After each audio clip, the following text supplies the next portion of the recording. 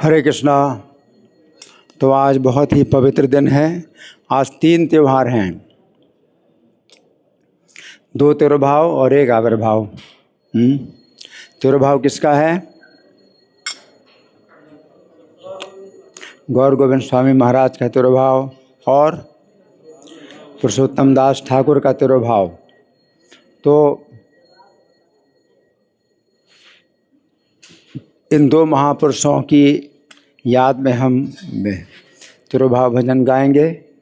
और एक बार जो आचार्य ठाकुर लिखा है, एक बार आचार्य ठाकुर बोलेंगे, दूसरी बार गौर गोविंद ठाकुर, तीसरी बार पुरुषोत्तम ठाकुर। जे अनिलो प्रेम धन करुणा प्रचुर,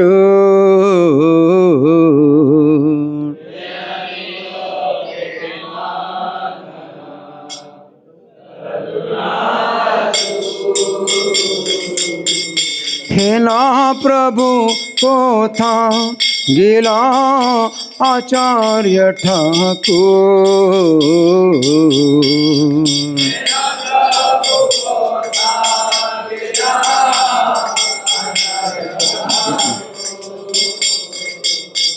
हेना प्रभु को था गिला गौर गोविंद ठाकुर,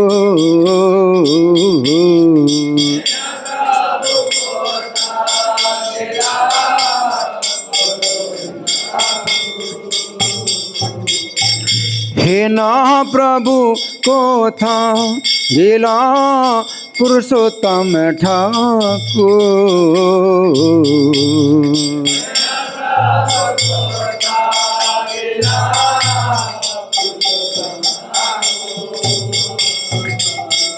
कहाँ मोरा स्वरूप रूप कहाँ सनातन,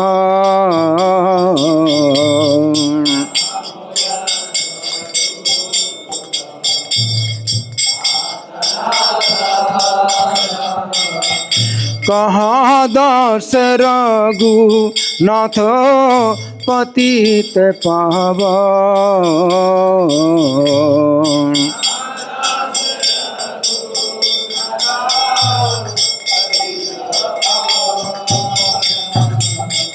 कहाँ मोरा भट्ट जुग कहाँ कबीराज,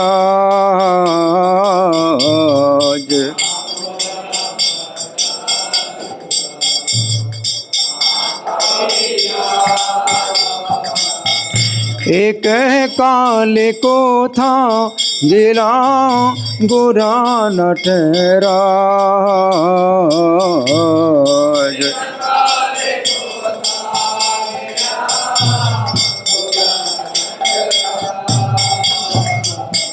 पाषाण कुटी भो माथा अनाले पसीबो,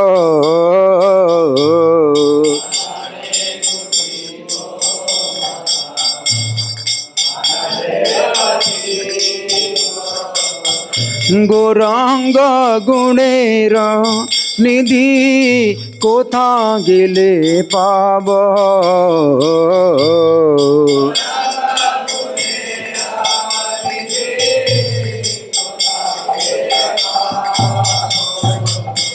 शेषाब संगीरा संगे जी कैलो बिलास,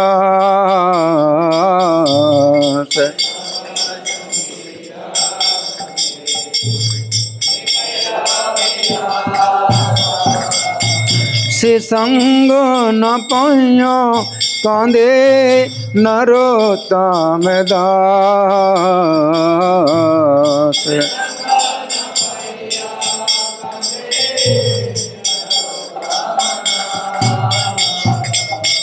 जय वैष्णव ठाकुर वैष्णव ठाकुर वैष्णव ठाकुर वैष्णव ठाकुर,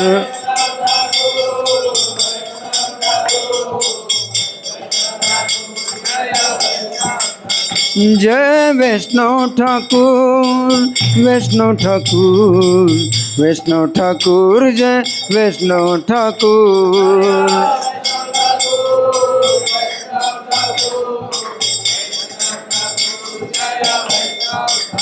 नितय गौर हरि बोल हरि बोल हरि बोल हरि बोल।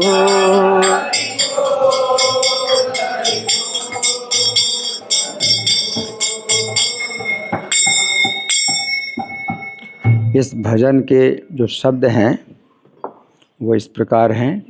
जे अनिलो प्रेम धन करुणा प्रचुर। जो प्रेम धन लेकर के आए, क्यों? करुणा प्रचुर, प्रचुर करुणा के कारण। हे ना प्रभु को था गेला आचार्य ठाकुर। ऐसे आचार्य ठाकुर, गौर गोविंद महाराज और पुरुषोत्तम दास ठाकुर कहाँ गए? कहाँ मोरा स्वरूप रूप, कहाँ सनातन? कहाँ मेरे स्वरूप दामोदर गोस्वामी हैं, कहाँ रूप गोस्वामी, कहाँ सनातन गोस्वामी? कहाँ दास रघुनाथ पतित पावन, और पतितों को पवित्र करने वाले रघुनाथ दास कहाँ हैं? कहाँ मोरा भट्ट जुग, भट्ट जुग गोपाल भट्ट गोस्वामी और रघुनाथ भट्ट गोस्वामी कहाँ हैं?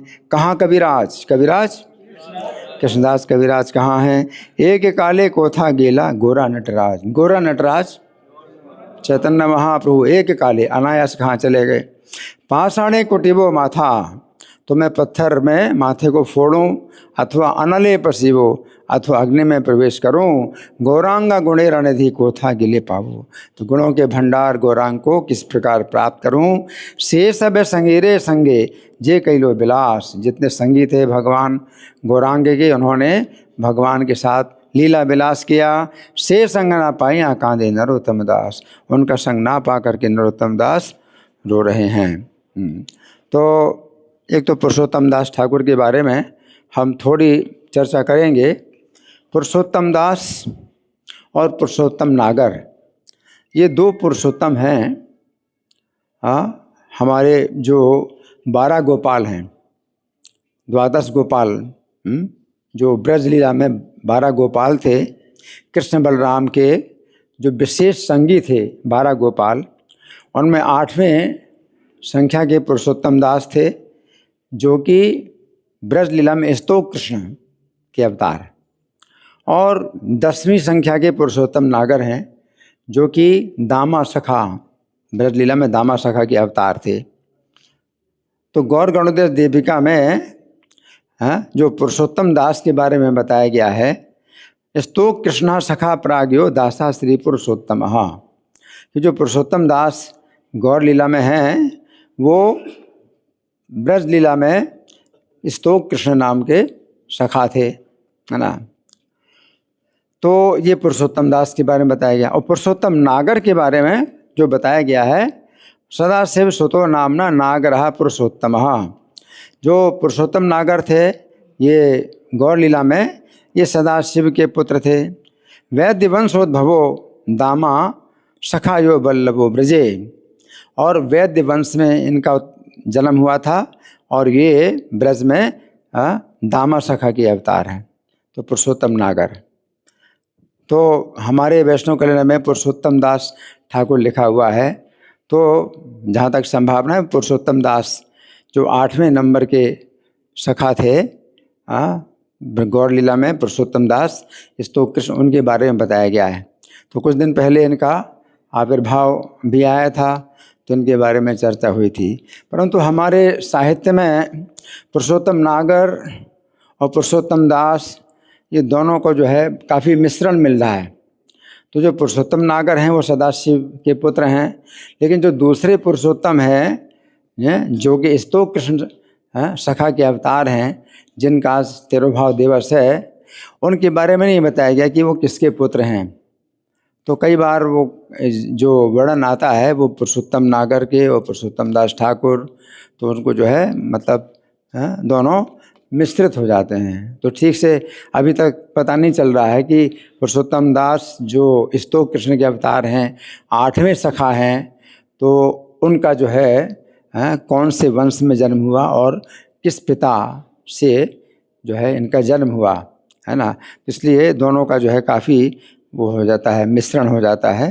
तो कई बार ये बताया गया है कि पुरुषोत्तम दास ठाकुर ब्रैकेट में नागर लिख दिया, हाँ, तो जो है बड़ी भ्रांति पैदा होती है। तो इतना समझ लेना चाहिए कि जिनका आज तिरुभाव दिवस है वो पुरुषोत्तम दास हैं और वो सदाशिव के पुत्र नहीं हैं। ये पुरुषोत्तम नागर को सदाशिव के पुत्र बताया गया, तो सदाशिव के पुत्र नहीं हैं। किसके पुत्र हैं? जिसके भी पुत्र हों, सदाशिव के पुत्र नहीं हैं। और वैद्य वंश में इनका जो जन्म हुआ पुरुषोत्तम नागर का, तो ये जो है पुरुषोत्तम दास किसी दूसरे वंश में जन्मे, हाँ, उस वैद्य वंश में नहीं जन्मे। तो इतना ही है, हम आज इनके बारे में समझेंगे। और गौर गोविंद स्वामी का जो है जो जीवन चरित्र है वो भी काफ़ी विस्तृत है, तो आज हमारे पास समय बहुत सीमित है, तो इसलिए उनके बारे में हम थोड़ा सा सुनेंगे। इनका जो जन्म हुआ था ये 2 सितंबर 1929 को हुआ था और जगन्नाथपुर में हुआ था। जगन्नाथपुर नाम का एक गांव है, जगन्नाथपुरी के पास जगन्नाथपुर है। वैसे तो पुरी होता है छोटा नगर और पुर होता है बड़ा नगर, लेकिन यहाँ पर उल्टा है। जगन्नाथपुरी ये बड़ा नगर है, जगन्नाथपुरी, और जगन्नाथपुर एक छोटा सा गांव है ना। तो जगन्नाथपुरी में इनका जन्म हुआ था, तो जगन्नाथपुरी धाम के बिल्कुल पास में है। और इनका नाम था ब्रजबंधु गिरी। गिरी जो है ये इनका वंश है, गिरी वंश में इनका जन्म हुआ, गिरी परिवार है ना। और इनका जो है जन्म तो हुआ था जगन्नाथपुर में, परंतु गदाईगिरी नाम का जो एक गांव है वहाँ पर ये जो है पले और बढ़े है ना।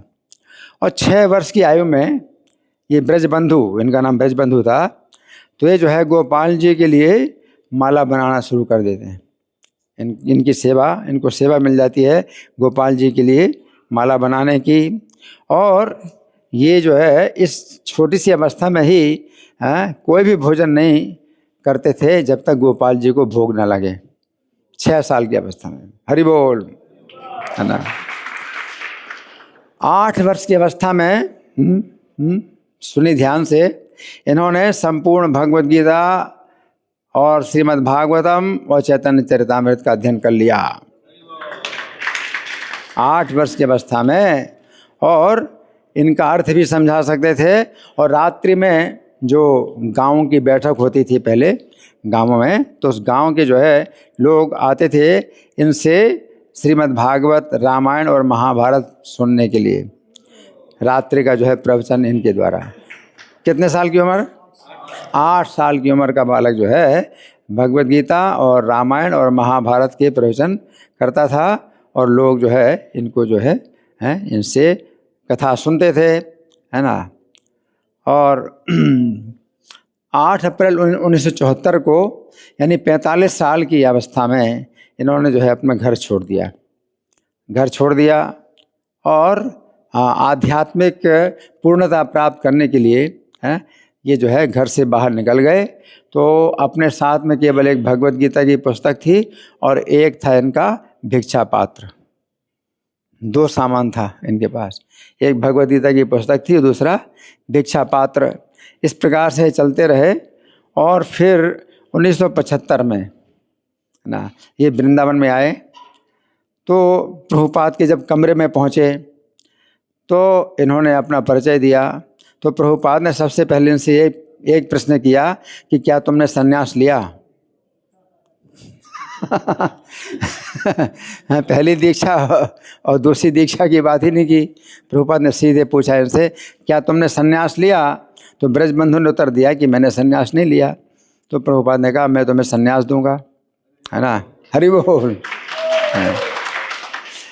तो 1975 में जो है, जिस समय कृष्ण बलराम मंदिर का उद्घाटन हुआ था, वो रामनवमी का दिन था, प्रभुपाद ने इनको संन्यास प्रदान कर दिया, संन्यास आश्रम प्रदान किया। और प्रभुपाद ने इनको भेज दिया उड़ीसा में कि वहाँ पर एक मंदिर का निर्माण करो, क्योंकि ज़मीन मिली थी दान में, भुवनेश्वर में जो ज़मीन दान में मिली थी, तो प्रभुपाद ने इनको आदेश दिया कि मंदिर का निर्माण करो, है ना। तो मैं बीच बीच से थोड़ा थोड़ा सुना रहा हूँ। 1977 में जब प्रभुपाद भुवनेश्वर में आए थे, प्रभुपाद ने अपना शरीर भी छोड़ा था ना 1977 में। तो उसी सन में जब प्रभुपाद भुवनेश्वर में आए थे, तो यद्यपि प्रभुपाद को जो है हाँ जो वहाँ का स्टेट गेस्ट हाउस था उसमें रहने के लिए अवसर मिला था, परंतु प्रभुपाद ने तुरंत उस विचार को जो है मतलब छोड़ दिया। हाँ, और उन्होंने कहा कि मेरा जो बच्चा शिष्य गौर गोविंद है उसने जो अपने हाथ से मिट्टी का जो कमरा बनाया है उसी में मैं रहूँगा। प्रभुपाद ने कहा अपने हाथ से कमरा बनाया है उसी में मैं रहूँगा, है ना। तो इस तरह से जो है प्रभुपाद इतने जो है स्नेहिल थे इनके साथ में। और 1979 में गौर गोविंद स्वामी जब मायापुर में आए तो कीर्तन जब चल रहा था भक्तों का मंदिर के हॉल में, तो अचानक ये जो है ज़मीन में गिर गए और मूर्छित हो गए। तो इनको जो है कमरे में ले जाया गया और डॉक्टर ने जो है परीक्षण किया, तो डॉक्टर को जो है कुछ भी समझ में नहीं आया कि क्या है।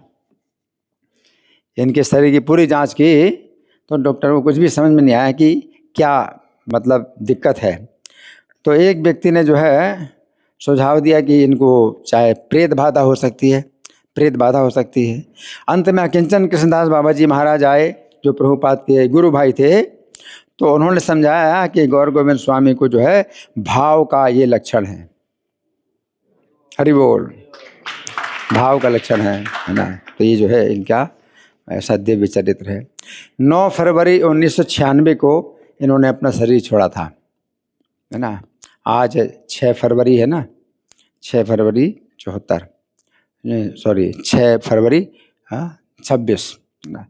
तो 9 फरवरी 96 को इन्होंने शरीर छोड़ा था और तिथि के अनुसार से ये इनका जो है क्या है, फाल्गुन कृष्ण पंचमी, फाल्गुन कृष्ण पंचमी तिथि है, परंतु हर वर्ष अलग अलग तारीखों पे पड़ती है ना।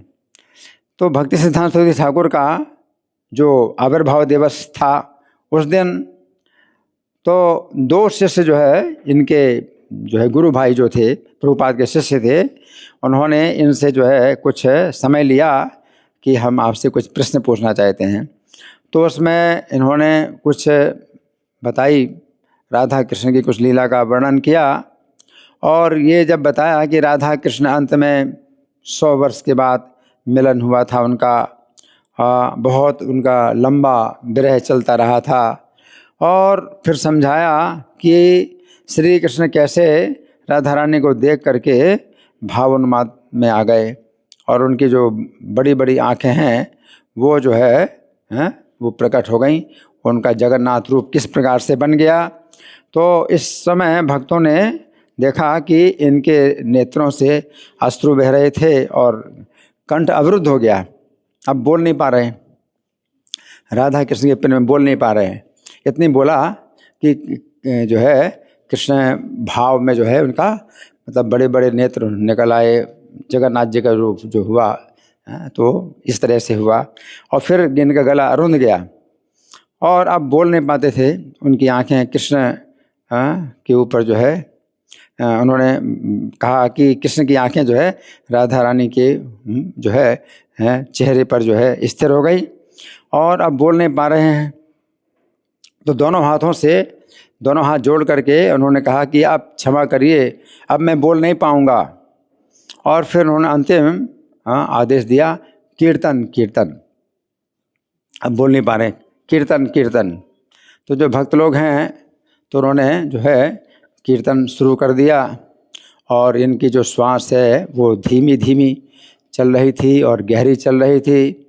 और एक भक्त ने गोपाल जी का जो चित्र है, जो गदाईगिरी गांव में गोपाल जी का मंदिर है, तो वे उनका जो चित्र है वो इनके हाथ में दे दिया और गोपाल जी का जो है चित्र का दर्शन करते करते इन्होंने जो है इतना बोला गोपाल और शरीर छोड़ दिया। हरि बोल। श्रील गौर गोविंद स्वामी तिरुभाव तिथि महामहोत्सव की। अब भक्ति सिद्धांत सरस्वती ठाकुर के बारे में हम सुनेंगे।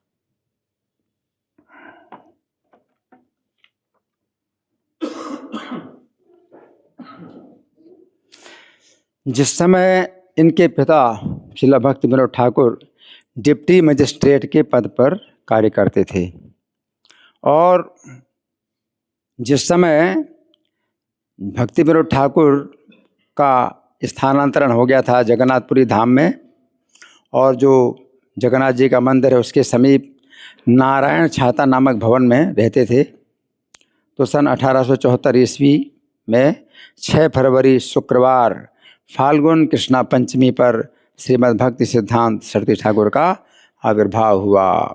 हरि बोल। अब देखिए आज का जो दिन है वो कितना विशेष है, आपको जो है थोड़ा सा सोचना चाहिए। हैं, ये तारीख है वो इस प्रकार से कभी नहीं मिलती। जो तिथि तो फाल्गुन पूर्णिमा है, तो फाल्गुन पूर्णिमा की तिथि ये 1874 में जो पड़ी थी, उस दिन तारीख थी 6 फरवरी शुक्रवार। लेकिन कभी भी अब जो है इसके बाद किसी भी सन में जो फाल्गुन कृष्ण पंचमी आती है तो वो तारीख तो नहीं मिलती। आज तारीख मिल रही है और दिन भी मिल रहा है। आज तारीख जो है 6 फरवरी की तारीख भी मिल रही है और शुक्रवार का दिन भी मिल रहा है।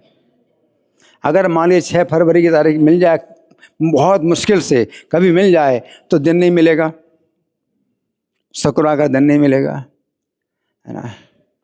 तो भक्ति सिद्धांत सरस्वती ठाकुर ने ही ये वैष्णव कैलेंडर जो है ये छापना शुरू किया। उन्होंने ही सबसे पहले ये वैष्णव कैलेंडर छापना शुरू किया, है ना। तो जगन्नाथ दास बाबा जी जब इनके घर में आए थे और कलकत्ता में भक्ति विनोद ठाकुर रहते थे, तो उनके घर में जगन्नाथ दास बाबा जी आए थे। तो जगन्नाथ दास बाबा जी इनके गुरु के गुरु भक्ति सिद्धांत सरस्वती ठाकुर के गुरु गौर कृष्णदास बाबा जी, उनके गुरु भक्ति विनोद ठाकुर, उनके गुरु जगन्नाथ दास बाबा जी। तो गुरु के गुरु जगन्नाथ दास बाबा जी ने को आज्ञा दी थी कि तुम पढ़े लिखे हो, ज्योतिष विद्या जानते हो और संस्कृत जानते हो, तो तुम्हें जो है वैष्णव आचार्यों के आविर्भाव तिरोभाव का जो है क्या करना चाहिए, कैलेंडर बनाना चाहिए। तो इन्होंने ही शुरुआत की थी। अभी हम लोग वैष्णव कैलेंडर बनाते हैं, है ना। और इनकी कृपा से मैंने भी वैष्णव कैलेंडर बनाना शुरू किया। पहले एक पुस्तिका छपती थी मायापुर से, तो उसमें दिल्ली के और दूसरे शहरों के भी इकट्ठा जो है वो सब मतलब वो थी कि इस दिन जो है मतलब दिल्ली की एकादशी इस तारीख को है और मायापुरी की एकादशी इस तारीख को है। अलग अलग शहरों की एकादशी जो है एक ही पुस्तिका में सब पूरे भारत के अलग अलग शहरों की जो है लिस्ट छपी थी। तो फिर दिल्ली का हमने अलग से बनाना शुरू किया, है ना। तो ये भक्ति सिद्धांत सरस्वती ठाकुर की कृपा से मैंने ये कार्य शुरू किया, तो अभी मैं बना रहा हूँ। और इसमें जो है हमने अध्ययन किया कि 2003 से लेकर के अभी तक 6 फरवरी शुक्रवार क्या कभी पढ़ा? 6 फरवरी शुक्रवार पढ़ा? तो शुक्रवार तो पढ़ा था 2003 में, हाँ, ये था 21 फरवरी और शुक्रवार 2003 में शुक्रवार पढ़ा। उसके बाद शुक्रवार भी कभी नहीं पढ़ा। और 6 फरवरी तो भूल जाओ, 6 फरवरी कब मिलेगा, है ना। तो 2003 में 21 फरवरी थी, फिर 2004 में 11 फरवरी, फिर 2005 में 1 मार्च, फिर 2006 में 18 फरवरी, फिर 2007 में 7 फरवरी, और 2008 में 26 फरवरी, 2009 में 14 फरवरी, 2010 में 3 फरवरी, और 2011 में 22 फरवरी, और 2012 में 12 फरवरी, फिर 2013 में 2 मार्च, 2014 में 20 फरवरी, और 2015 में 9 फरवरी, और 2016 में 28 फरवरी, और 2017 में 15 फरवरी, और 2018 में 5 फरवरी, और 2019 में 24 फरवरी। देखो आगे पीछे हो रहा है। 6 फरवरी से ज़्यादा भी होता है, कम भी होता है, लेकिन 6 फरवरी नहीं आ रही। 6 फरवरी कैसे आएगी? 6 फरवरी बहुत मुश्किल है ना। 2020 में 13 फरवरी, 2021 में 3 फरवरी, 2022 में 21 फरवरी, 2023 में 11 फरवरी, 2024 में 29 फरवरी, 2025 में 17 फरवरी और 2026 में 6 फरवरी। ये 2026 की 6 फरवरी है ना। और शुक्रवार तो पड़ा था 2003 में भी, 2003 में भी शुक्रवार पड़ा था। शुक्रवार तो फिर भी कभी पढ़ भी सकता है क्योंकि 7 दिनों में से कोई एक दिन आता है, लेकिन 6 फरवरी कैसे पड़ेगा? 6 फरवरी कैसे मिलेगी? और 6 फरवरी अगर मिल भी जाए किसी प्रकार तो शुक्रवार कैसे मिलेगा? 6 फरवरी और शुक्रवार है, ये कैसे मिल सकता है? अब देखिए तारीख का भी जो है महत्व है, क्योंकि भक्ति सिद्धांत सरस्वती ठाकुर ने जो वैष्णव कैलेंडर बनाए तो तारीख के साथ साथ तिथि का जो है उन्होंने निर्णय किया है ना। और भक्ति विनोद ठाकुर ने भी जो है तारीख निकाली, चैतन्य महापुरुष जन्म की तारीख निकाली है। तो 1486 में भक्ति विनोद ठाकुर ने तारीख निकाली 18 फरवरी की तारीख, चैतन्य महापुरुष जन्म की। तो तारीख का भी महत्व है, ऐसा नहीं सोचना भाई तारीख का कोई महत्व नहीं, क्योंकि हमारे भी जो है रोज़ के कार्यक्रम में हम जो है तारीख का इस्तेमाल करते हैं, तारीख का इस्तेमाल करते हैं। अंग्रेजी की जो तारीख हैं उसी का इस्तेमाल करते हैं। तो तारीख का भी जो है मतलब ऐसा नहीं कि भाई महत्व नहीं है ना। तो इसलिए तारीख का भी जो है मतलब हमें विचार करना होता है। और भक्ति विनोद ठाकुर ने सोची कितना परिश्रम किया होगा कि 1486 में जो है वो उन्होंने तारीख निकाली। अभी आजकल कंप्यूटर में तो बड़ी आसानी से निकल आता है। तो अब कंप्यूटर में अगर आप देखोगे तो 1486 में फाल्गुन पूर्णिमा की तारीख तुरंत निकल आती है 18 फरवरी। अब इसमें बिल्कुल टाइम नहीं लगता। लेकिन भक्ति विनोद ठाकुर ने कितना दिमाग लगाया होगा, कितना समय लगाया होगा, जो कि तारीख निकाली 1486 में। कौन सी तारीख पड़ी थी? अंग्रेजी कौन सी तारीख पड़ी थी, है ना। तो हमारे आचार्य जो है मतलब ऐसे हैं जो कि इस तारीख का भी जो है महत्व देते हैं कि भाई इस तारीख, क्योंकि ये तारीख जो है हम लोग अंग्रेजी की तारीखों का भी इस्तेमाल करते हैं लिखा पढ़ी में, है ना। अब देखो ये आज 6 फरवरी है 2026, 6 फरवरी शुक्रवार है ना। शुक्रवार और 6 फरवरी दोनों मिल रहे हैं। अब 2027 में अगर आप जाएं मतलब आगे चल करके तो भक्ति सिद्धांत सरस्वती ठाकुर का जो आविर्भाव दिवस आएगा वो 25 फरवरी को आएगा। तो 6 फरवरी आने वाली नहीं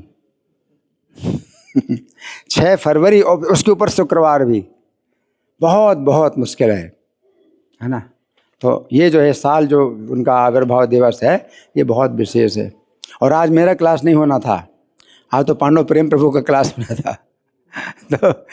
तो पांडव प्रेम प्रभु ने कुछ कारण से वो जो है आज का क्लास मुझे दिया। तो मैंने फिर जो है इतना जो है ये निरीक्षण किया कि 6 फरवरी और शुक्रवार प्राप्त करना कितना मुश्किल है। आज जो है बहुत विशेष है इनका जो है आविर्भाव दिवस है। आविर्भाव दिवस तो हमेशा पड़ता है, हर साल पड़ता है। और वो फाल्गुन कृष्ण पंचमी की तिथि का ही जो है एकमात्र विचार किया जाता है, तारीख का और दिवस का विचार नहीं किया जाता। लेकिन अगर विचार करें तो तारीख और दिवस सब जो मिल रहा है वो आज इस बार मिल रहा है 2026 में। तो इनका जो है जन्म हुआ 6 फरवरी शुक्रवार फाल्गुन कृष्ण पंचमी की तिथि पर। और इनकी माता का नाम, इन महापुरुष की जननी का नाम था श्रीमती भगवती देवी। और भक्ति विनोद ठाकुर ने विमला देवी का प्रसाद खिला करके इस शिशु का अन्नप्राशन संस्कार संपन्न कराया। अन्नप्राशन संस्कार 4 महीने में, कितने में होता है बच्चा जब 4 महीने का होता है? हाँ 4-5 महीने 6 महीने में अन्नप्राशन संस्कार। और इनका जब आविर्भाव हुआ 6 फरवरी को तो उसके 5 महीने के बाद रथ यात्रा आती है 6 फरवरी को। जैसे भी 6 फरवरी है तो 16 जुलाई को जगन्नाथ रथ यात्रा आएगी। हाँ तो ऐसे 5 महीने के करीब है, 5 महीने करीब। फाल्गुन कृष्ण पंचमी के बाद जो है जो आषाढ़ शुक्ल प्रतिपदा को जो होता है रथ यात्रा, तो करीब 5 महीना और 5 महीना 10 दिन के आसपास आती है। तो रथ यात्रा जब आई थी तो देखो कितना आश्चर्य है कि जगन्नाथ जी का रथ है 3 दिन तक रुका रहा इनके घर के दरवाजे पर। 3 दिन तक रथ रुका रहा है। जगन्नाथ जी की इच्छा होती है तो रथ आगे बढ़ता रहे। 3 दिन तक रुका रहा और जगन्नाथ जी का रथ जो है इनके जन्म गृह के सामने खड़ा रहा। तो एक दिन माता भगवती देवी शिशु को लेकर के रथ के ऊपर चढ़ गईं और शिशु को जगन्नाथ जी के चरणों के नीचे लिटा दिया। माता भगवती देवी ने अपने शिशु को जगन्नाथ जी के नीचे चरणों में लिटा दिया। तो शिशु ने आनंद से जगन्नाथ जी को कस के पकड़ लिया, जैसे कि बहुत पुराने परिचित हैं, भगवान जगन्नाथ से बहुत पुराना परिचय हो। और उसी समय जगन्नाथ जी गले से एक फूलों की माला टूट करके इस बालक के सिर पर गिर गई। जगन्नाथ जी भी उत्तर देते हैं ना उस प्रेम का, है तो अब अपनी माला गिरा दी। ये देखकर पुजारी पंडा लोगों ने आनंद से हरि हरि हरि हरि, जितने पुजारी पंडा थे आनंद से बोले हरि हरि, और कहा माता जी तुम्हारा ये बच्चा महापुरुष होगा, हरि बोल। जगन्नाथ देव ने ऐसे अपनी प्रसादी माला दी है, ये बच्चा इनके संदेश का प्रचार पूरे संसार में करेगा, हरि बोल। माता ब्राह्मणों के ऐसे आशीर्वाद को सुन करके आनंद से आंसू बहाती हुई बच्चे गोदी में लेकर के सब ब्राह्मणों की जो है वंदना कर रही है। अपने बच्चे गोदी में लेकर के सब ब्राह्मणों की वंदना कर रही है। जगन्नाथ देव की वंदना करने लगी और फिर 10 महीने तक तो ये बालक जो है पुरी में रहे। इसके बाद फिर राना घाट में आएंगे ये, है ना। फिर अब ये हो गए 7 वर्ष के, ये बालक जो है अब 7 वर्ष का हो गया है। तो ये 1881 में कितने साल के हो गए? 1874 घटाएंगे 1881 में है? तो 7 साल। तो 7 साल के जब ये बालक हुए तो दोनों माता और पिता दोनों भगवान के प्रसाद के अलावा कोई दूसरी वस्तु खाने को देते नहीं थे। बड़ा कठोर इनके ऊपर नियंत्रण था कि भगवान के प्रसाद के अलावा और कोई चीज़ खाने को देते नहीं थे। किसी प्रकार की कुसंगति में नहीं पड़ने देते थे। तो इस जब 7 साल का ये बालक हुआ तो कलकत्ता के राम बागान में भक्ति भवन की नींव जब खोदी जा रही थी तो कूर्मदेव की मूर्ति प्रकट हुई। भगवान का एक अवतार कच्छप रूप में भी हुआ ना, तो कच्छप भगवान की मूर्ति प्रकट हुई है वहाँ पर जमीन के अंदर। तो 7 वर्ष की आयु के ये जो बालक थे तो पिता भक्तविनोद ठाकुर ने इनको श्री नाम और मंत्र प्रदान करके कूर्मदेव की सेवा का आदेश दिया कि पूजा करो। 7 साल की अवस्था में कूर्म भगवान की पूजा इन्होंने शुरू कर दी, है ना। फिर अब ये 10 वर्ष के हुए। 10 वर्ष तो कौन सा सन होगा? 1874 में जन्म का वर्ष है 1884। 1884 की 1 अप्रैल को भक्तिविनोद ठाकुर अब रामपुर के सीनियर डिप्टी मजिस्ट्रेट हो गए। पहले डिप्टी मजिस्ट्रेट थे, अब सीनियर डिप्टी मजिस्ट्रेट हो गए भक्तिविनोद ठाकुर। और समय रामपुर के हाई स्कूल में इनको प्रवेश कराया गया और 5वीं कक्षा में पढ़ रहे थे। कक्षा 5, 10 साल का बालक है तो 5वीं कक्षा में, कि 5 साल से शुरू करते ना पढ़ाई। तो जब 10 साल की तो 5वीं कक्षा में आ गए। तो 5वीं कक्षा में इनका जो है जब पढ़ रहे थे तो इन्होंने एक नवीन लेखन प्रणाली का आविष्कार किया। एक नवीन राइटिंग, दूसरी राइटिंग, जैसे वो होती है ना शॉर्ट हैंड होती है ना, शॉर्ट हैंड। तो इन्होंने भी जो है शॉर्ट हैंड का आविष्कार किया और उसका नाम दिया है विकांतो या विकृति। ये नवीन लेखन प्रणाली का आविष्कार किया। 10 साल की आयु में ही लेखन प्रणाली का। शॉर्ट हैंड में क्या है, आप जल्दी जल्दी लिख लेते हैं ना और बाद में फिर आप जो है लिखते हैं पूरा। तो ये शॉर्ट हैंड राइटिंग इन्होंने जो है आविष्कार किया, है ना। फिर जब ये जो है 23 वर्ष के हो गए तो वहाँ जो त्रिपुरा के जो महाराज थे राधा किशोर माणिक्य बहादुर, त्रिपुरा के जो महाराज थे, उनके राजकुमार ब्रजेंद्र किशोर को संस्कृत और बांग्ला पढ़ाने की जिम्मेदारी इनको मिल गई।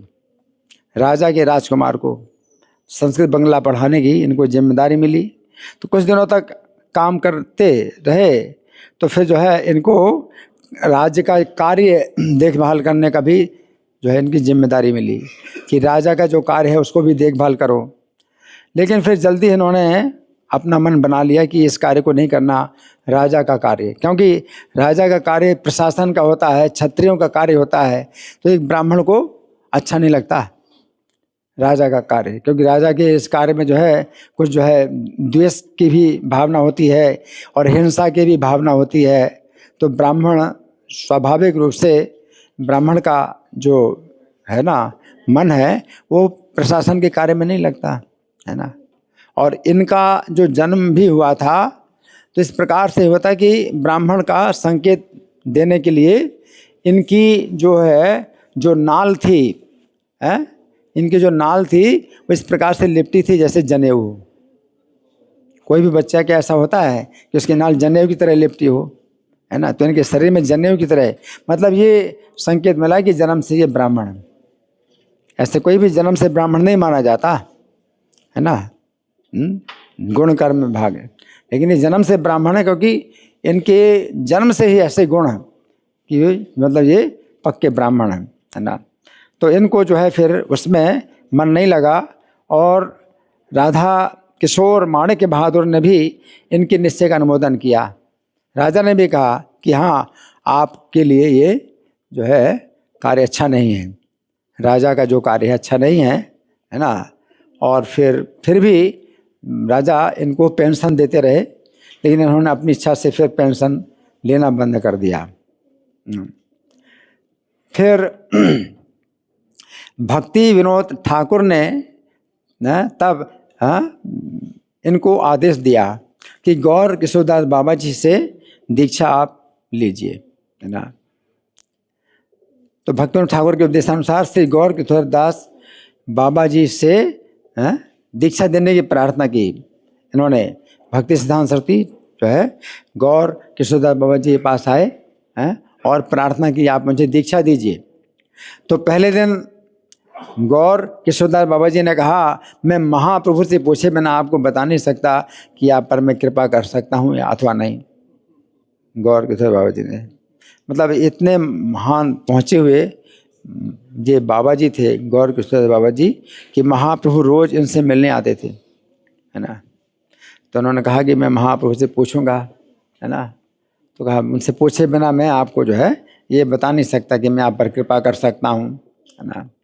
दूसरे दिन जब फिर से सरस्वती ठाकुर बाबा जी महाराज के पास गए तो गौर किशोर बाबा जी ने कहा मैं महाप्रभु से पूछना भूल गया, महाप्रभु से पूछना भूल गया। तो भूलना ये भी स्वाभाविक है कि महाप्रभु अगर आते हैं तो इतना प्रेम में जो है वो कैसे पूछ पाएंगे, है ना।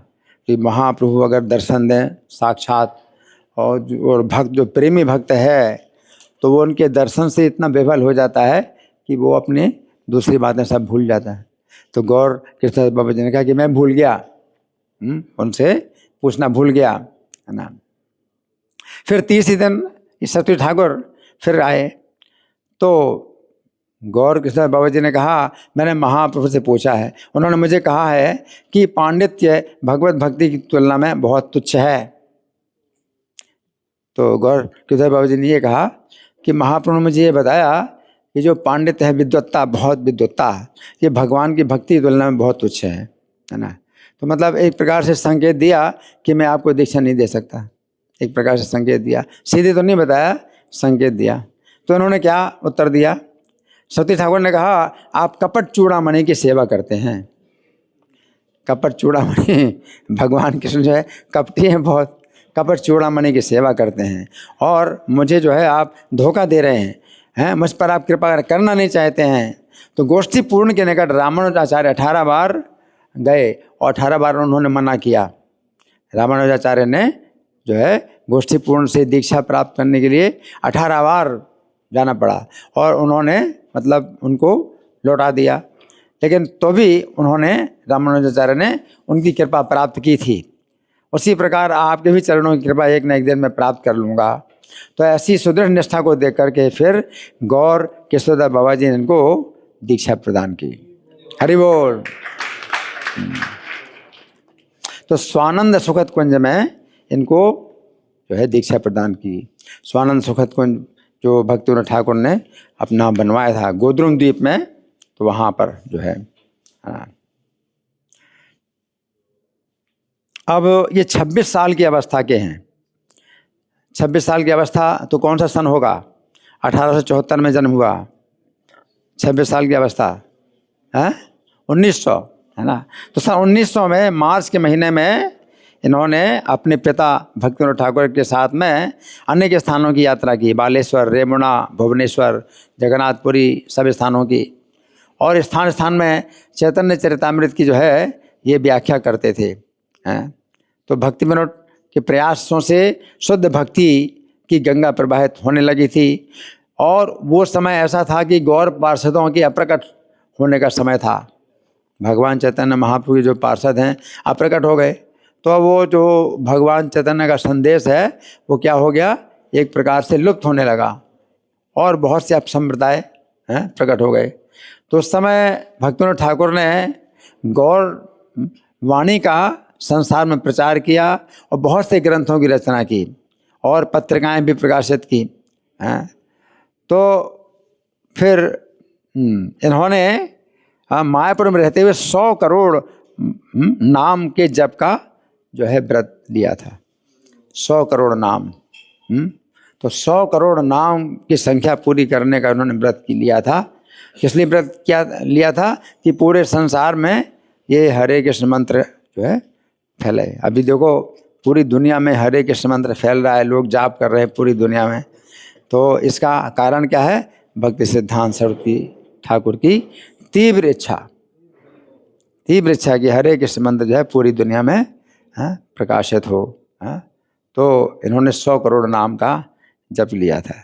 तो हमने हिसाब लगाया कि 3 लाख नाम अगर ये प्रतिदिन लेते थे तो 3 लाख नाम में 174 माला पूरी होती है। तो 174 माला अगर रोज करते तो 9 साल 3 महीने में 100 करोड़ नाम की संख्या पूरी होती है। तो इन्होंने जो है 9 साल 3 महीने में 3 लाख नाम रोज लेते लेते 100 करोड़ नामों की संख्या इन्होंने पूरी की थी। और उस समय जो स्मार्तों का जो है जातिवाद बहुत फैला हुआ था। जो स्मार्त ब्राह्मण हैं वो अपना जातिवाद फैला रहे थे। तो स्मार्त ब्राह्मणों का जो है ये सिद्धांत है कि ब्राह्मण जो है ब्राह्मण परिवार में जो पैदा होता है वही ब्राह्मण होता है, और जो ब्राह्मण परिवार में नहीं पैदा हुआ वो ब्राह्मण नहीं है। तो इस तरह का उनका जो जातिवाद था वो बहुत ज़्यादा फैल रहा था, है ना। तो उस समय जो है मेदिनीपुर के बाली घाई नामक स्थान पर एक विराट सभा का आयोजन किया गया था इसी बात को लेकर के, हैं, कि भाई स्मार्त ब्राह्मणों की बात कहाँ तक सही है कि ब्राह्मण परिवार में ही जो पैदा होता है वो ब्राह्मण कहलाएगा। इस बात को लेकर के मेदिनीपुर के बाली घाई स्थान में विराट सभा का आयोजन किया गया। तो उसमें वृंदावन धाम के मधुसूदन दास गोस्वामी और गोपी बल्लभपुर के पंडित विश्वम्भरानंद देव उपस्थित थे, और दोनों गोस्वामी के द्वारा इनको बुलाया गया, सरस्वती ठाकुर को बुलाया गया दोनों गोस्वामियों के द्वारा। तो उस समय जो है स्मार्त पंडितों ने पहले अपने मत की श्रेष्ठता प्रतिपादित की कि भाई क्या उनका सिद्धांत है कि ब्राह्मण वंश में जो जन्मे हैं वही ब्राह्मण कहलाएंगे। तो उन्होंने अपना जो है अपना सिद्धांत का जो है जब स्थापित किया, तो अंत में जो है बहुत बड़ा भाषण सरस्वती ठाकुर ने दिया। भक्ति सिद्धांत सरस्वती ठाकुर ने बहुत जो है लंबा भाषण दिया, और शास्त्रों की बहुत सी युक्तियाँ उन्होंने दे करके जो है जितने भी आचार्य स्मार्त के जितने आचार्य लोग थे वो सब जो है चकित हो गए, और सभी ब्राह्मणों की तुलना में वैष्णवों का महत्व स्वीकार किया गया। हरि बोल। जो वैष्णव है वो कोई भी व्यक्ति बन सकता है, किसी भी परिवार। भगवान भी गीता में कहते हैं भजते माम अनन्य भाग, अभी जे सुदुराचारो भजते माम अनन्य भाग, साधुरेव समन्तव्य सम्यक व्यवसितो। और फिर माँ में पार्थ व्यपाश्रित्य ये विष्यु पापियो नेहा स्त्रियो वैश्या तथा शूद्रास्ते भी यान्ति पराम गति, है ना। तो गीता का भी एक ये सिद्धांत है, इसको कोई नहीं काट सकता। और भगवान कह रहे हैं कि स्त्रियां हैं, वैश्य हैं, शूद्र हैं, और पाप योनियाँ भी जितनी, पाप योनि में जो पैदा हुए, पाप योनियाँ तो बहुत सी हैं। किरात, हूणांध्र, पुलिंद, पुलकसा, आभीर, शुंभा, यवना, खसाद, यहाँ, ये सब पाप योनियाँ हैं। तो कल में ज़्यादा से ज़्यादा पाप योनियाँ हैं। विदेशों में तो सब जो है पाप योनियाँ ही हैं। वर्णास जो 4 वर्ण हैं उनसे भी नीचे हैं लोग, है ना। और उनको भी वैष्णव बनाया जा रहा है। और जब वैष्णव बन जाए तो जब भगवान कहते हैं वो परम धाम चले जाएंगे। अगर परम धाम चले जाएंगे वैष्णव बनने से, ब्राह्मण बिना बने अगर वैष्णव भगवान का जो है आश्रय लेकर के परम धाम चले जाएंगे तो ब्राह्मण से ऊपर ही तो हुए। ब्राह्मण की तो गारंटी नहीं कि परम धाम जाएंगे, है ना। और वैष्णव है परम धाम जाएंगे, है ना। तो फिर ये नहीं है कि भाई अभी आप वैष्णव बन गए, अगले जन्म में ब्राह्मण बनोगे तब कहीं परम धाम में जाओगे, ऐसा नहीं है। भगवान के सीधे परम धाम जाएंगे, है ना। तो फिर ये चीज़ नहीं, इसका मतलब यही है कि भाई उन्हीं को ही जो है ब्राह्मण का सबसे बड़ा जो है ये स्तर है। वैष्णव जो है ब्राह्मण का सबसे ऊंचा स्तर कहलाता है। तो उस समय जो है बहुत से अपसंप्रदाय पैदा हो गए थे, क्योंकि भगवान चैतन्य के जितने अनुयायी थे वो अपने अपने मतलब समय के अनुसार शरीर छोड़ चुके थे। तो बहुत से अपसंप्रदाय हो गए थे जो कि भगवान चैतन्य की शिक्षाओं से बिल्कुल अलग, और वो अपने को भगवान चैतन्य का अनुयायी बता रहे हैं, है ना। तो कैसे थे ये? आउल संप्रदाय, ये भी अपसंप्रदाय है। बाउल अपसंप्रदाय है। कर्ता भाजा, नेड़ा, नेड़ी, दरवेश, साईं अपसंप्रदाय है। तो कुल मिलाकर के 13 अपसंप्रदाय है जो कि अपने को चैतन्य महाप्रभु का जो है अनुयायी घोषित करते थे। तो सरस्वती ठाकुर ने इन अपसंप्रदायों के विरुद्ध में बहुत संग्राम किया, और महाप्रभु के नाम पर कलंक लगाने वाले इन अपसंप्रदायों को बिल्कुल भी महत्व नहीं दिया कि महाप्रभु के नाम लेकर के और सब कर रहे हैं, 4 नियमों को ही तोड़ रहे हैं, है ना। तो ऐसे जो अपसंप्रदाय थे, तो चैतन्य भक्ति सिद्धांत सरस्वती ठाकुर ने इनको जो है मतलब पर्दाफाश किया। भक्ति ठाकुर ने पर्दाफाश किया और भक्ति सिद्धांत सरस्वती ठाकुर ने कड़ा विरोध किया इन अपसंप्रदायों का, है ना। तो बहुत से जो प्रसिद्ध गोस्वामी थे वो भी जो है प्राकृत सहजिया लोगों को महत्व देने लगे थे। प्राकृत सहजिया भी एक अपसंप्रदाय है ना। तो प्राकृत सहजिया का जो दल है वो गुरुओं के वेश धारण करके संसार को ठगने, गुरु बन गए। प्राकृत सहजिया के जो लोग हैं वो गुरु बन गए, संसार को ठगने लगे। तो सरस्वती ठाकुर ने दुखी होकर असत संगति का परित्याग करके निर्जन में ही भजन करना आरंभ कर दिया था। असत संग त्याग यही वैष्णव आचार, है ना। तो हमें जो है मतलब ये बहुत इसमें अंतर देखना चाहिए, है ना, कि जो चैतन्य महाप्रभु का सिद्धांत है तो उससे जो है हम कोई अगर अलग से अपने सिद्धांत बनाता है, उसमें कुछ अपनी बात जोड़ता है ना, तो वह सत्संग है। असत्संग त्याग। तो निर्जन में उन्होंने भजन करना आरम्भ कर दिया। उस दिन एक दिन उन्हें ऐसा लगा मानो दिव्य आकार में महाप्रभु उनसे कह रहे हैं तुम हतोत्साह मत हो, उत्साह के साथ फिर से दैवी वर्णाश्रम धर्म की स्थापना करो और भगवत भजन की प्रणाली का प्रचार करो। इस प्रकार की प्रेरणा प्राप्त करके उसी दिन से इन्होंने जो है संसार में फिर से गौरवाणी का प्रचार शुरू कर दिया। तो सरस्वती ठाकुर ने 1918 ईस्वी की 1 मार्च को ये भगवान चैतन्य महाप्रभु का जन्मदिन पड़ा था। 1918 में 1 मार्च को गौर पूर्णिमा पड़ी थी, है ना। तो उस दिन जो है मायापुर धाम में त्रिदंडी संन्यास लीला का प्रवर्तन किया। उसी दिन इन्होंने चंद्रशेखर भवन में चैतन्य मठ की स्थापना की और गुरु गौरांग और श्री राधा गोविंद विग्रह की प्रतिष्ठा की थी, है ना। इसके बाद बरिशाल के भोला नामक स्थान के निवासी हाई कोर्ट के जो भूतपूर्व न्यायाधीश थे, भूतपूर्व का मतलब पहले जो न्यायाधीश बन चुके, है ना, तो वो जो है चंद्र माधव घोष के भतीजे रोहिणी कुमार घोष हरि भजन करने की आशा से संसार का परित्याग करके नवद्वीप के कुलिया में आए और बाउल अब संप्रदाय के जो है शरण ले लिया उन्होंने।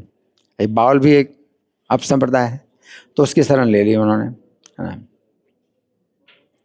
परंतु जो बाउलों के सेवादासी का जो आचरण देख करके उनके मन में बड़ा घृणा हुई कि जो गुरु थे वो जो दासी थी उसके साथ उनका जो है शारीरिक संबंध था, तो उसको बड़ा उनको जो है बड़ी नफरत हुई कि भाई यहाँ ये गुरु लोग जो है इस तरह से भी हैं ये व्यभिचार करते हैं, तो मन में बड़ी घृणा हुई। तो रोहिणी बाबू एक दिन मायापुर में योग पीठ का दर्शन करने आए, तो भक्ति सिद्धांत सरस्वती ठाकुर योग पीठ में हरि कथा कर रहे थे। तो रोहिणी बाबू ने जब देखा कि भक्ति सिद्धांत सरस्वती ठाकुर का जो तेज है वो बड़ा अद्भुत है, बहुत अद्भुत तेज है ना, तो उन्होंने जो है फिर अनुभव किया, विशेष अनुभव किया, और फिर कुलिया के बाउल गुरु के आश्रम में लौट गए। कुलिया के बाउल आश्रम में लौट गए, है ना। रात हो गई थी, उन्होंने कुछ खाया नहीं था, तो भक्ति सिद्धांत सरस्वती ठाकुर के मुख से जो सुना था तो उस कथा पर सोचते हुए वो लौट गए। सो जाने पर सपने में देखा कि उनके जो बाउल गुरु हैं एक बाघ का आकार धारण करके और सेवादासी बाघिन के रूप में उन्हें खाने के लिए आ रहे हैं। जो गुरु है और उनकी दासी जो उनका शारीरिक संबंध था, तो सपने में देखा कि बाघ और बाघिनी बन करके मुझे खाने के लिए आ रहे हैं वो। अब भक्ति सिद्धांत सरस्वती ठाकुर की कृपा से इनको जो है मतलब पता चला कि वास्तव में ये भक्ति जो है ये नष्ट हो जाएगी। तो उन्होंने सपने क्या देखा कि उनका गुरु जो बाउल संप्रदाय का गुरु था और उनके सेवादासी दोनों जो है बाघ और बाघिन के रूप में खाने को आ रहे हैं, है ना। तो रोहिणी बाबू भय से कांपते हुए महाप्रभु को पुकारने लगे। इसी बीच उन्होंने देखा कि भक्ति सिद्धांत सरस्वती ठाकुर इनकी रक्षा कर रहे हैं। सपने में देखा कि भक्ति सिद्धांत सरस्वती ठाकुर बाघ और बाघिन से इनकी रक्षा कर रहे हैं। उसी दिन रोहिणी बाबू ने सदा सर्वदा के लिए बाउल गुरु का त्याग कर दिया और भक्ति सिद्धांत सरस्वती ठाकुर के चरणों का आश्रय ले लिया। हरि बोल। इनके बड़े भाई थे अन्नदा प्रसाद। भक्तिविनोद ठाकुर के अनेक पुत्र थे, सबसे बड़े पुत्र थे अन्नदा प्रसाद। तो अपने देह त्याग के पहले कुछ दिनों तक भयंकर सिर दर्द से कष्ट पाते रहे। आप सुनिए बड़े ध्यान से, इनके जो है जो बड़े भाई थे अन्नदा प्रसाद, तो भयंकर सिर दर्द से कष्ट पा रहे थे। तो जब देह त्याग हुआ उसके दिन जो है पूरी रात भक्ति सिद्धांत सरस्वती ठाकुर उनके समीप रह करके उन्हें हरि नाम सुनाते रहे, अपने बड़े भाई को हरि नाम सुनाते रहे। और देह त्याग से थोड़ी देर पहले वे होश में आ गए। होश में आ गए उस समय इनसे क्षमा याचना करने लगे। अन्नदा प्रसाद इनसे क्षमा याचना करने लगे। इनका नाम था बिमला प्रसाद, इनका बचपन का नाम था बिमला प्रसाद, और अन्नदा प्रसाद सबसे बड़े हैं। तो सिर दर्द हुआ बहुत ज़्यादा, और फिर ये हरिनाम सुनाते रहे। तो जब देह त्याग हुआ तो उसके कुछ देर पहले होश में आ गए, इनसे क्षमा मांगने लगे। तो इन्होंने कहा कि आप जो है हरि स्मरण करो। उस समय विचित्र घटना हुई। अन्नदा प्रसाद के ललाट पर सुंदर रामानुज तिलक स्पष्ट दिखाई देने लगा। रामानुज संप्रदाय के, पिछले जन्म में वो कहाँ थे? रामानुज संप्रदाय के एक वैष्णव थे। तो वो तिलक जो है अपने आप आ गया उनके माथे में, और सबके सामने अपने पहले जीवन की बातें बताने लगे कि मैं पिछले जन्म में रामानुज संप्रदाय का एक वैष्णव था, और आपके चरणों में अपराध करने के कारण ही मेरा दोबारा जन्म हुआ है। कह रहे हैं भक्ति सिद्धांत सरस्वती ठाकुर से, कह रहे हैं आपके चरणों में अपराध करने से मेरा दोबारा जन्म हुआ है। तो पूर्व काल के पुण्य बल से मेरा जन्म भक्तिविनोद ठाकुर के घर पर हुआ, और सारी बातें बता करके अन्नदा प्रसाद ने अपना देह त्याग किया। हरि बोल। देखो, हाँ, कोई वैष्णव है ना, किसी भी संप्रदाय का वैष्णव है ना, और कोई जो है दूसरे संप्रदाय के वैष्णव से अगर कुछ द्वेष करता है, कुछ होता है, तो वो भी जो है क्या है, उसका दंड भोगना पड़ता है ना। तो कुछ अपराध किया था, पूरा डिटेल तो पता नहीं है, लेकिन भक्ति सिद्धांत सरस्वती ठाकुर के चरणों में अपराध किया था। लेकिन वो चूँकि उनकी भक्ति बहुत आगे बढ़ी थे भक्ति में, इसलिए भक्ति ठाकुर के घर में जन्म लिया, है ना।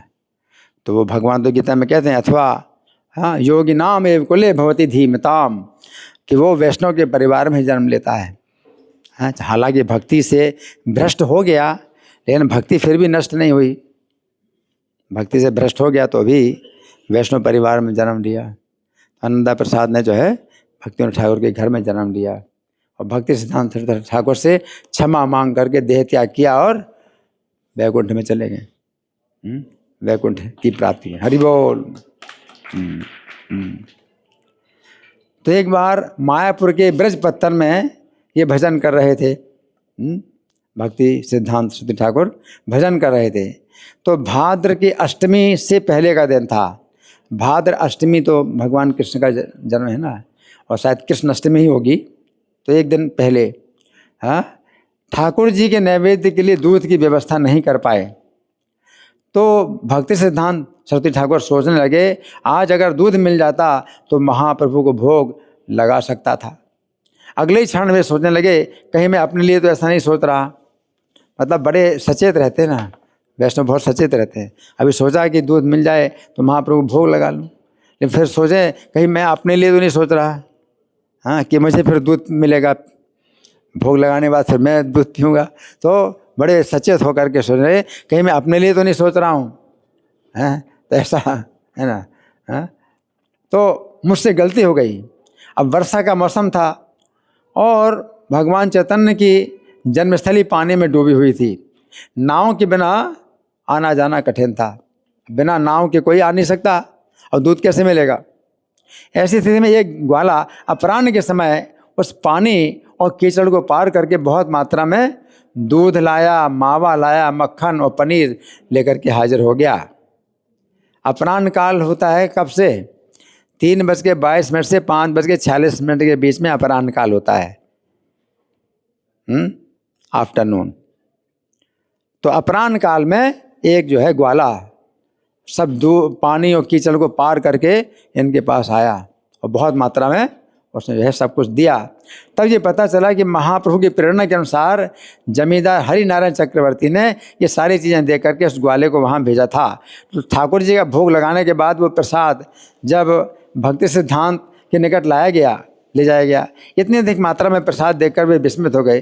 तब उन्होंने सारी बातें सुनी तो प्रसाद लेकर के महाप्रभु से कहने लगे, हाय हाय मैंने आपको कितना कष्ट दिया। इतनी सेवा की भावना है कि जो है महाप्रभु से कहते हैं, हाय हाय मैंने आपको कितना कष्ट दिया, मुझे ना जाने कैसी दुर्बुद्धि हुई, आपने मेरे लिए ही किसी दूसरे व्यक्ति के हृदय में ऐसी प्रेरणा जगाकर इन सब वस्तुओं को यहाँ भिजवाने की व्यवस्था की है। महाप्रभु से कह रहे हैं। तो इनके अलौकिक प्रभाव से संसार मुग्ध हो गया। इनके आकर्षण से बहुत से बड़े बड़े विद्वानों ने भगवान चैतन्य की सेवा में आत्मसमर्पण किया। 1918 से लेकर के 1937 के बीच में, है ना, 1918 से लेके 1937 के बीच में, यानी 44 साल की आयु से लेकर के 63 वर्ष की आयु तक इन्होंने नवद्वीप में, मायापुर, कलकत्ता, ढाका, मयमनसिंह, नारायणगंज, चट्टग्राम, मेदिनीपुर, रेमुणा, बालेश्वर, पुरी, अलालनाथ, मद्रास, कपूर, दिल्ली, पटना, गया, लखनऊ, काशी, हरिद्वार, इलाहाबाद, मथुरा, वृंदावन, आसाम, कुरुक्षेत्र और भारत से बाहर रंगून और लंदन, इन स्थानों पर 66 मठों की स्थापना कर दी। और मंदार पर्वत के ऊपर से नरसिंहाचल, दक्षिण भारत के विभिन्न स्थानों पर भी गौर पाद पीठ की स्थापना की। चैतन्य महाप्रभु जहाँ जहाँ गए तो उनके भी चरणों की जो है वो क्या किए, उन्होंने चरण बनवाए, चरण चिन्ह बनवाए, है ना। और वो जहाँ आप जाते हैं, चैतन्य महाप्रभु जहाँ जहाँ गए तो वहाँ अभी भी भगवान चैतन्य महाप्रभु के चरणों की पूजा की जाती है ना। बहुत मतलब सुंदर जो है चैतन्य महाप्रभु के चरणों को जो है स्थापित किया, बहुत पक्के मतलब उसमें चबूतरा बनाया, बहुत पक्का चबूतरा बना करके चैतन्य महाप्रभु चरणों की स्थापना की है ना। गौर पाथ पीठ स्थापना की है। तो उन्होंने जो ऊंची शिक्षा में बहुत शिक्षित थे ऐसे 25 व्यक्तियों को त्रिदंडी संन्यास प्रदान किया। संसार में वैकुंठ वाणी का प्रचार करने के लिए अनेक शुद्ध भक्ति की पत्रिकाएं इन्होंने चालू की हैं। सज्जन तोषणी या हारमोनिस्ट, ये पाक्षिक पत्रिका, पाक्षिक माने 15 दिन में छपती है। और साप्ताहिक गौड़ी पत्रिका, हिंदी पाक्षिक भागवत नामक पत्रिका, दैनिक नदिया प्रकाश, आसामी मासिक कीर्तन नामक पत्रिका, उड़ीसा भाषा में परमार्थी नामक पत्रिका प्रकाशित की। इसके अलावा इन्होंने बहुत से वैष्णव ग्रंथों को भी प्रकाशित किया। तो वास्तविक अर्थों में ये संसार में एक नूतन युग को लेकर के आए। पृथ्वी में सर्वत्र गौरवाणी का प्रचार करने के लिए शुद्ध त्रिदंडी सन्यासियों को प्रेरित किया। बहुत उद्यम के साथ श्री गौर की वाणी का पृथ्वी तल पर प्रचार होने लगा। 60 वर्षों तक इस प्रकार से उद्यम पूर्वक गौर वाणी का प्रचार करके जब इन्होंने देखा इनका संकल्प पूरा हो चुका है, तब उन्होंने प्रसन्नता से गौर कृष्ण की नित्य सेवा में प्रविष्ट होने की इच्छा की। नित्य लीला में प्रवेश करने से कुछ दिन पहले अपने प्रधान शिष्य भक्तों को सम्मिलित करके अनेक आशीर्वाद दिए, और जो उपस्थित थे, जो उपस्थित नहीं थे, उन भक्तों को आशीर्वाद देकर उन्होंने कहा, आप सभी रूप रघुनाथ की कथा का परम उत्साह के साथ प्रचार कीजिए। श्रील रूप के अनुगामी व्यक्तियों के चरण कमलों की धूल बनना ही हमारी परम आकांक्षा है। रूपानुगवर, इसलिए इनको क्या कहा जाए, रूपानुगवर। वर माने श्रेष्ठ, रूप गोस्वामी के अनुगामियों में श्रेष्ठ है ना। आप सभी मिलजुल करके रहना, इस प्रकार से अनेक मूल्यवान उपदेश दे करके ये जो है 1 जनवरी 1937 के शुक्रवार के निशांत काल में राधा गोविंद के नित्य लीला में प्रविष्ट हुए। निशांत काल ये 1 जनवरी 1937 के निशांत काल में हुआ। निशांत काल कब होता है? जो रात्रि में 3:22 से 5:46 के बीच में निशांत काल होता है। उसी निशांत काल में ही जो 2 घंटा 24 मिनट का समय होता है, उसके अंदर 3 मुहूर्त होते हैं। उनमें बीच वाला मुहूर्त ब्राह्म मुहूर्त कहलाता है, जो 4:10 से 4:58, उसी में मंगल आरती होती है। हम लोग मंगल आरती करते हैं। तो इस समय जो है इन्होंने अपना देह त्याग किया था और 63 वर्ष की अवस्था थी। 1937 में इन्होंने 1 जनवरी को देह त्याग किया था, है ना। तो प्रभुपाद से जब पूछा गया इनके बारे में कि आप उनके बारे में कुछ कहिए, तो प्रभुपाद ने क्या कहा था? What can I say about him, he was a Vaikuntha man. Prabhupada ने कहा कि मैं इनके बारे में क्या कह सकता हूँ, ये तो वैकुंठ पुरुष थे, है ना। तो भक्ति सिद्धांत सरस्वती ठाकुर के जो है जब प्रभुपाद शिष्य बने थे और उनके भक्ति सिद्धांत सरस्वती ठाकुर के शिष्यों ने जब ये सुझाव दिया कि इनको बोलते थे क्या बोलते थे नहीं, स्वामी महाराज तो बाद में जब संन्यास ले लिया, उसके पहले क्या बोलते थे? अभय बाबू बोलते। अभय बाबू को भी जो है हम गौड़ी मठ में शामिल कर लें, तो भक्ति सिद्धांत सरस्वती ठाकुर कहते थे नहीं, वो अपना अलग से ही कार्य करेंगे। उन्होंने देख लिया था, भविष्य देख लिया था अभय बाबू का। तो अभय बाबू के लिए उन्होंने कहा कि तुम लोग जो है उनको, अभय बाबू को गौड़ी मठ में मत शामिल करो, वो अलग से अपना जो है कार्य करेंगे। तो भक्ति सिद्धांत सरस्वती ठाकुर की इच्छा के अनुसार और उनकी जो है भविष्यवाणी के अनुसार प्रभुपाद ने जो है मतलब इतना बड़ा प्रचार किया, कितना बड़ा प्रचार किया। तो हरि बोल, है ना। तो संसार को इन्होंने जो है बहुत बड़ा जो है दान दिया, योगदान इनका बहुत बड़ा है। उसमें सबसे बड़ा योगदान क्या है कि इन्होंने प्रभुपाद दिए पूरे संसार को। हरि बोल। सदा भक्ति सिद्धांत सरस्वती ठाकुर आविर्भाव तिथि महामहोत्सव की, श्रील प्रभुपाद की। ठीक है, तो अभी हम फिर भी प्रश्नोत्तर कर सकते हैं, हाँ, क्योंकि आज तो फास्टिंग का दिन है। तो आप लोगों की ओर से कुछ, हाँ जी, चर्चा है, प्रश्न, ये माइक।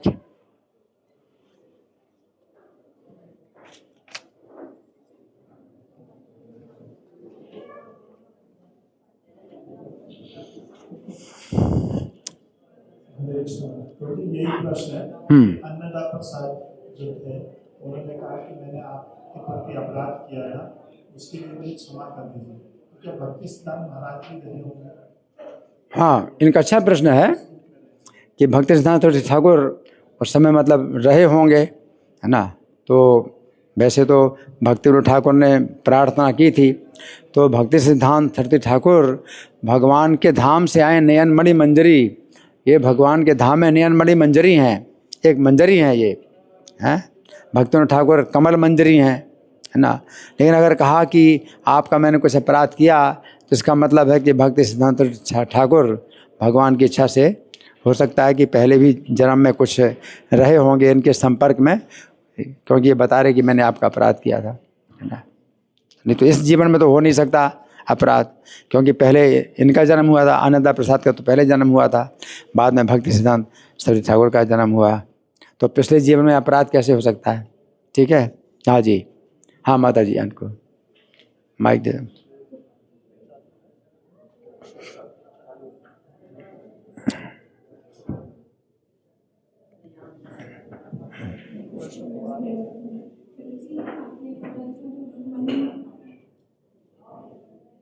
और आगे आ जाओ, आप आगे आ जाओ। बाउल, हाँ, गलत कार्य कर रहे थे, फिर उन्होंने भक्ति सिद्धांत सरस्वती ठाकुर के सौंपे किया, तो फिर क्या रीजन था उनका, मतलब कि उनको सही संप्रदाय में सेंटर मिल गया, तो कुछ तो उनका प्रारब्ध रहा होगा, क्या समझे इसमें? हाँ, आवाज़ आपकी साफ तो नहीं सुनाई पड़ी। आप ये पूछ रही हैं कि क्या कारण था।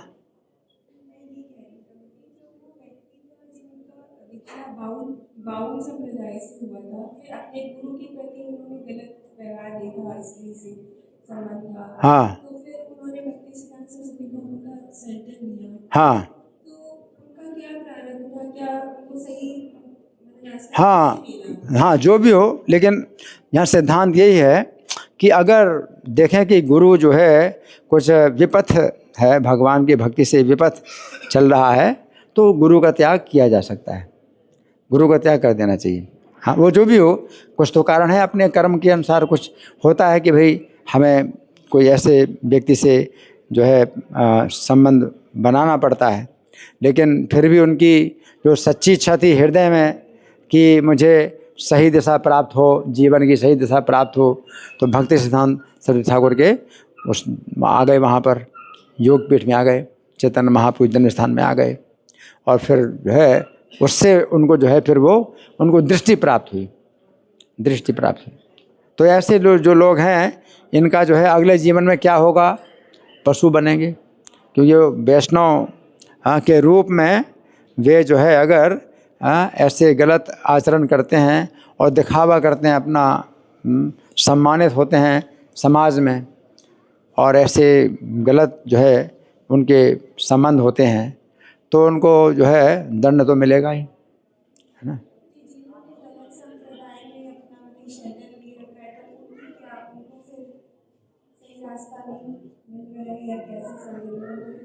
हाँ, ये चीज़ असत, ये असत रास्ता है, क्योंकि कोई व्यक्ति सम्मानित भी होता है और इस तरह से चैतन्य महाप्रभु के नाम को कलंकित करते हैं, है ना। तो ये बहुत ही जो है निंदा की बात है।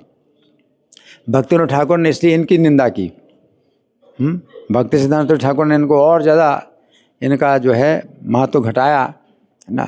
तो ये हमारा जो है मतलब ये कार्य है कि भाई हम जो है करें। वो तो यही है कि आपने को धोखा देना चाहते हो तो आपको धोखेबाज से मिला दिया जाएगा, है ना। तो भगवान तो हृदय में बैठे हुए हैं, जब अपने को आप जो है सही दिशा में चलना चाहते हो तो भगवान सच्चे साधु से मिला देते हैं। हाँ जी, आपका प्रश्न। मेरा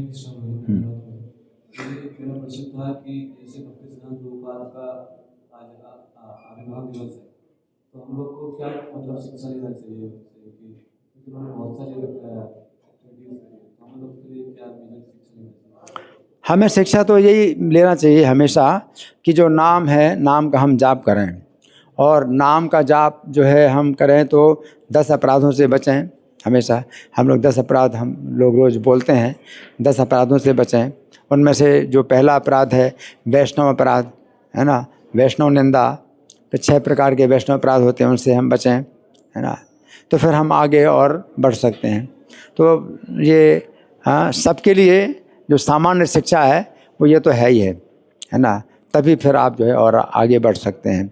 और अपराध से बचने के लिए संख्या भी आप ज़्यादा बढ़ाओ, तो 16 माला जो जप है ये तो कम से कम है, जैसे इन्होंने मतलब कितना संख्या मतलब में जाप किया, तो संख्या आप और बढ़ा सकते हैं। लेकिन इसका ये मतलब नहीं कि दूसरी प्रकार की सेवाएं फिर बंद हो जाएं आपकी, क्योंकि दूसरी प्रकार की सेवाओं का भी महत्व है।